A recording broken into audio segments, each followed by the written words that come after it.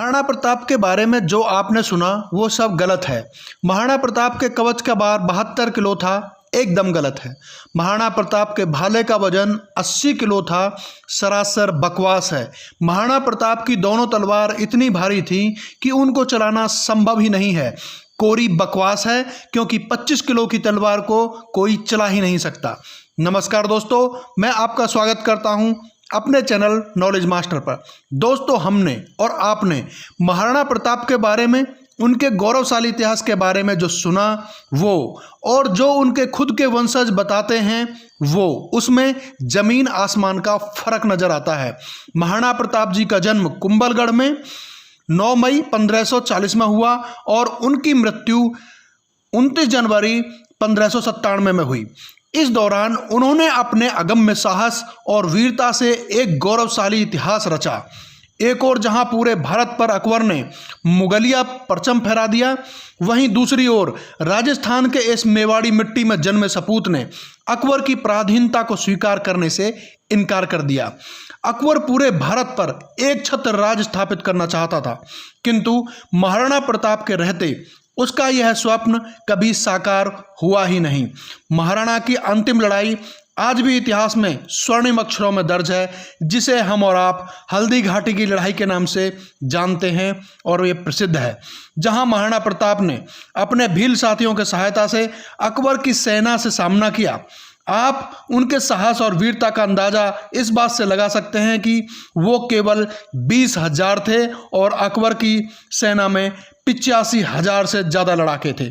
अगर इस संसार में स्वाधीनता, या जिसे आप फ्रीडम कहते हैं, उसे जानना है तो महाराणा प्रताप को जाने बगैर संभव ही नहीं है। स्वाधीनता का अगर कुछ नाम है तो वो है महाराणा प्रताप।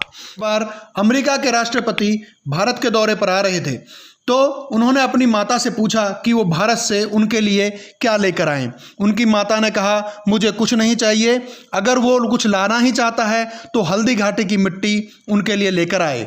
वो महाराणा प्रताप और उनके वीर योद्धाओं को, उनकी महानता को उस मिट्टी में महसूस करना चाहती हैं, उस मिट्टी को नमन करना चाहती हैं। दोस्तों, मैं यहाँ महाराणा प्रताप की जीवनी सुनाने नहीं बैठा हूँ, मैं यहाँ सिर्फ यह बताना चाहता हूँ आज इतने सालों बाद क्यों हमारे इस महान योद्धा की बेइज्जती की जा रही है, वो भी इनके अपने वंशजों के द्वारा ही। क्यों इतिहास के गौरव को इनके अपने ही वंशज धूमिल किए जा रहे हैं। हमने ही नहीं, आपने भी, सब ने किस्से, कहानी, कविताओं में सुना है कि महाराणा प्रताप 7.5 फीट के लंबे तगड़े इंसान थे। वे जब भी युद्ध क्षेत्र में जाते तो उनके पास एक लोहे का कवच था और एक भाला, एक ढाल, 2 तलवार, एक गले में लाल रंग का पट्टा हुआ करता था, और उनके पास में हाथ से चलाया जाने वाला एक चाकू होता था। राणा जी के पास एक घोड़ा था जिसका जिक्र इतिहासकारों ने एक योद्धा के रूप में किया, जिसका नाम चेतक था। महाराणा प्रताप जी के हथियार कवच का कुल जो वजन था वो था 208 किलो। गर्व से ही सीना चौड़ा हो जाता है यह सोचकर कि वो कितने बड़े योद्धा और महान योद्धा रहे होंगे, जो 208 किलो के वजनी हथियारों से लैस होकर युद्ध करते थे। मेरे मन में भी इन सभी अस्त्र शस्त्रों को देखने की उत्सुकता थी, और इसलिए हमने दौरा किया राजस्थान का। महाराणा प्रताप जी के इन सभी साजो सामान को उदयपुर के म्यूजियम में रखा गया है।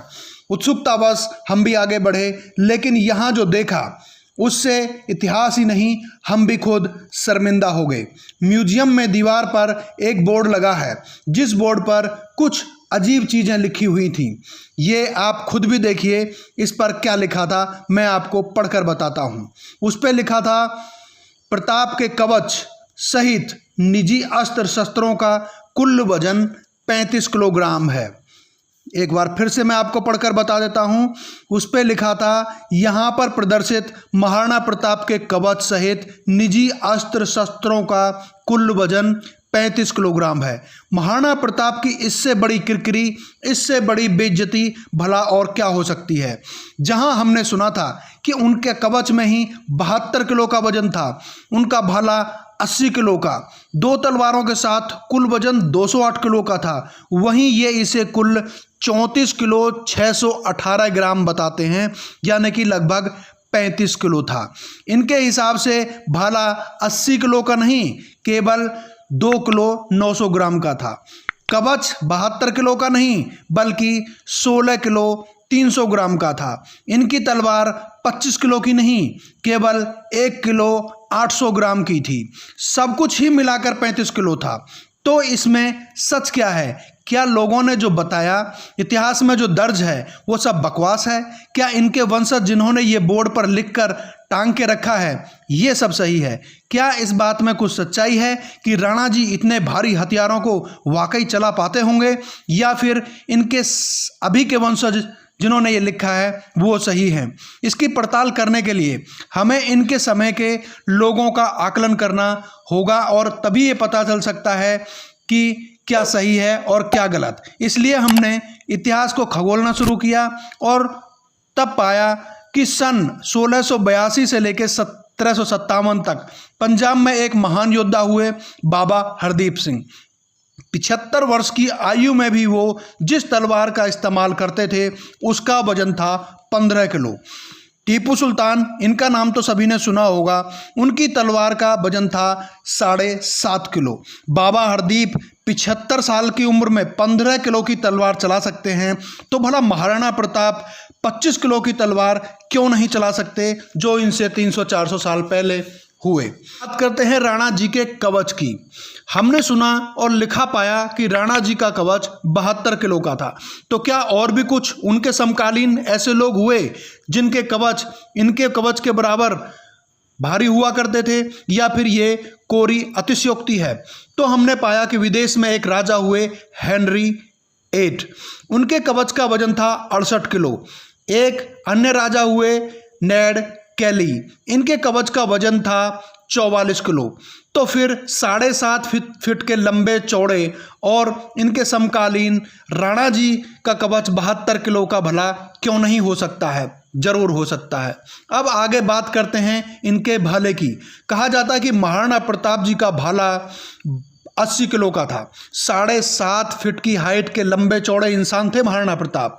आज के समय में जिम के अंदर अगर हम देखते हैं तो लोग 50-50 किलो के डंबल से एक्सरसाइज करते हैं और 200-250 किलो की वेट लिफ्टिंग आराम से कर लेते हैं।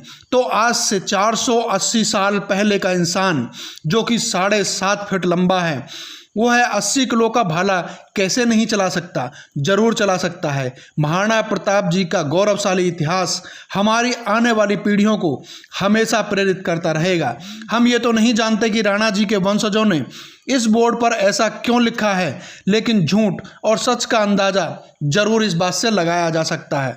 कहते हैं युद्ध क्षेत्र में महाराणा प्रताप जी ने दुश्मन के सेनापति को घोड़े समेत एक ही प्रहार से 2 भागों में बांट दिया था, और यह कमाल 1 किलो 800 ग्राम की तलवार से कोई नहीं कर सकता है। 25 किलो की तलवार से ही यह कार्य संभव हो सकता है। खैर, आपका इस विषय में क्या कहना है, कमेंट सेक्शन में ज़रूर लिखें। वीडियो पसंद आई हो तो लाइक करें और ज़्यादा से ज़्यादा शेयर करें, ताकि हमारा गौरवशाली इतिहास ज़्यादा से ज़्यादा लोगों के पास पहुँचे और ज़्यादा से ज़्यादा लोग प्रेरणा ले सकें। मिलते हैं अगले वीडियो में, तब तक के लिए नमस्कार।